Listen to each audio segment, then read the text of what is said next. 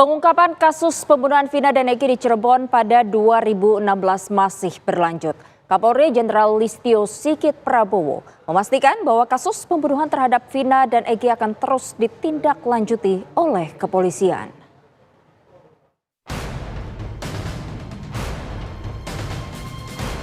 Pengungkapan kasus pembunuhan Vina dan Eki di Cirebon pada 2016 masih berlanjut. Kapolri Jenderal Listio Sigit Prabowo memastikan bahwa kasus pembunuhan terhadap Vina dan Eki akan terus ditindaklanjuti oleh kepolisian. Untuk menuntaskan pengungkapan kasus Vina, Kapolri menerjunkan Satuan Divisi Propam Polri dan Inspektorat Pengawasan Umum Polri atau Itwasum untuk membantu pendalaman kasus pembunuhan Vina. Jenderal Polisi Bintang 4 ini juga memastikan bahwa hasil penyelidikan kasus pembunuhan Vina Cirebon bakal disampaikan secara transparan meski sudah terjadi 8 tahun lalu. Polri menindaklanjuti.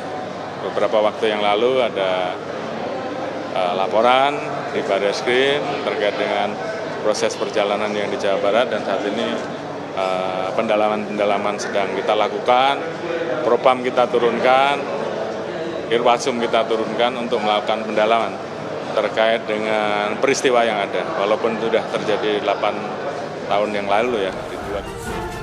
Lantas, akankah komitmen Kapolri tersebut menjadi pintu masuk bagi pengungkapan kasus Vina Cirebon secara tuntas? Fakta-fakta apa yang akan diungkap di balik kasus Vina Cirebon? Dengan melibatkan Itwasum dan Propam Polri, apakah hal tersebut mengindikasikan adanya ketidakprofesionalan petugas penyidik kasus pembunuhan Vina dan Eki 8 tahun lalu? Tim TV One mengabarkan. Pasca putusan sidang pra-peradilan yang membebaskan Peggy dari jeratan hukum membuat terpidana lain ingin bebas. Simpang siurnya kasus 8 tahun lalu membuat gerah polisi hingga akhirnya Kapolri menerjunkan Propam dan Irwasum untuk mendalami kasus Vina.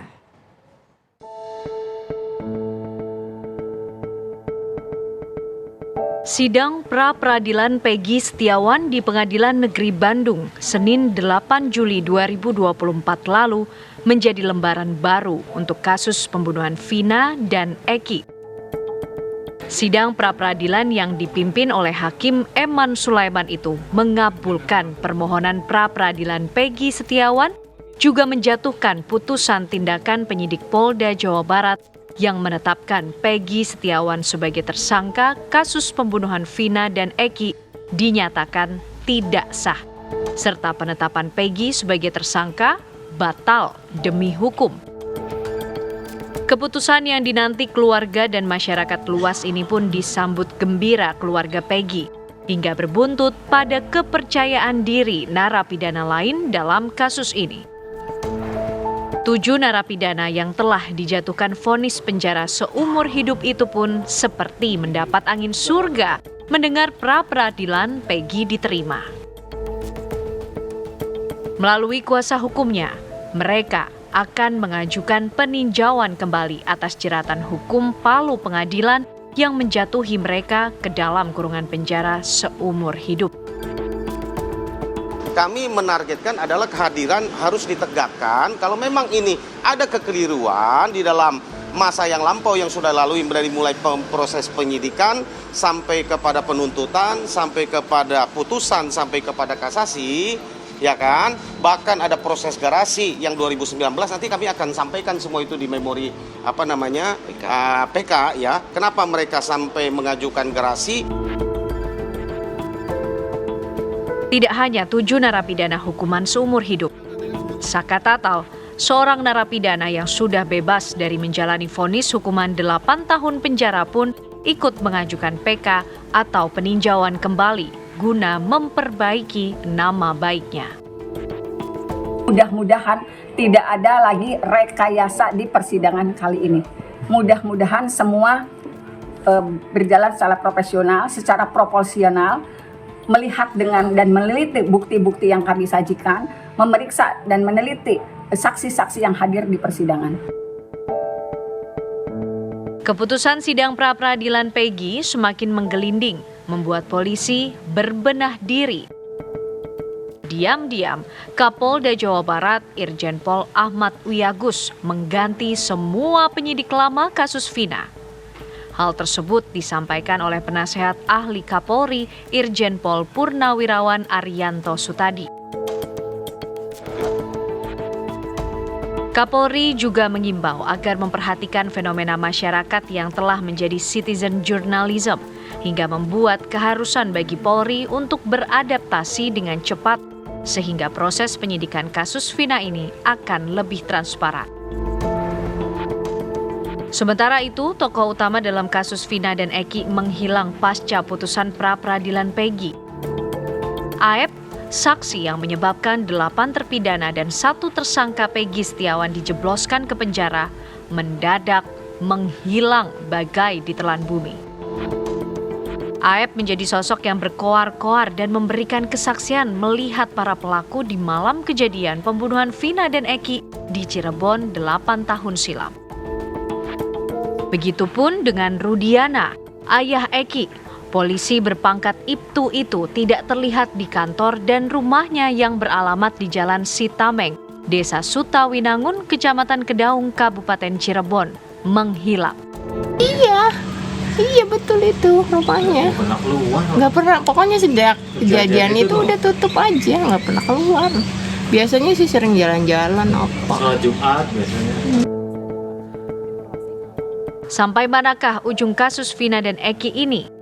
Akankah ada tersangka baru yang ditetapkan oleh polisi atau peninjauan kembali para narapidana akan dikabulkan? Tim TV One mengabarkan. Sejak Peggy Setiawan bebas, sosok Ibtu Rudiana, ayah Eki, tak kunjung terlihat. Tim TV One kembali menelusuri keberadaan Ibtu Rudiana mulai dari Polsek tempat ia bertugas hingga kediamannya yang berada di daerah Kedaung, Kabupaten Cirebon, Jawa Barat.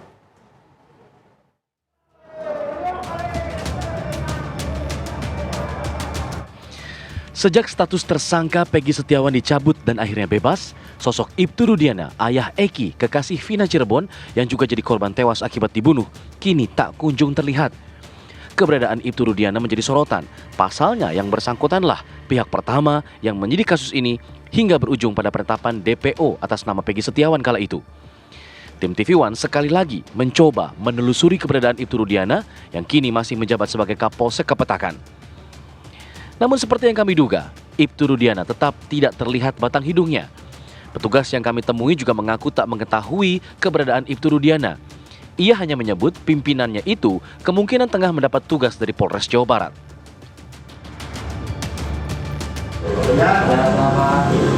Ibtu Rudiana ada di sini Bapak. Dari pagi belum datang. Biasa datangnya berapa Pak? Nggak tahu barangkali ada kegiatan di Polres. Di Polres. Iya Barangkali. Iya. Tapi kalau setiap hari masih kesini kan Pak? Nah kalau mau ada kegiatan di Polres ke situ.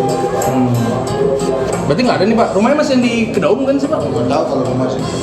Rumahnya sementara ini nggak di mana-mana, susah ngomongnya. Rumahnya di mana-mana. Di mana? Nah kalau rumah nggak tahu. Oh.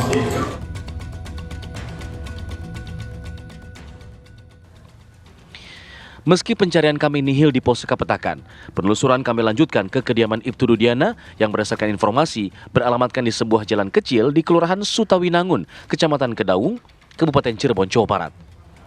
Kami pun mencoba bertanya ke sejumlah warga sekitar, mencari kediaman pasti dari Ibtu Rudiana.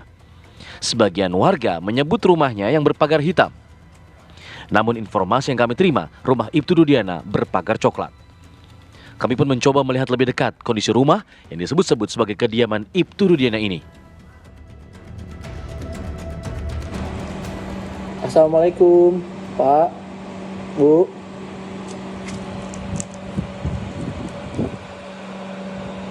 Assalamualaikum.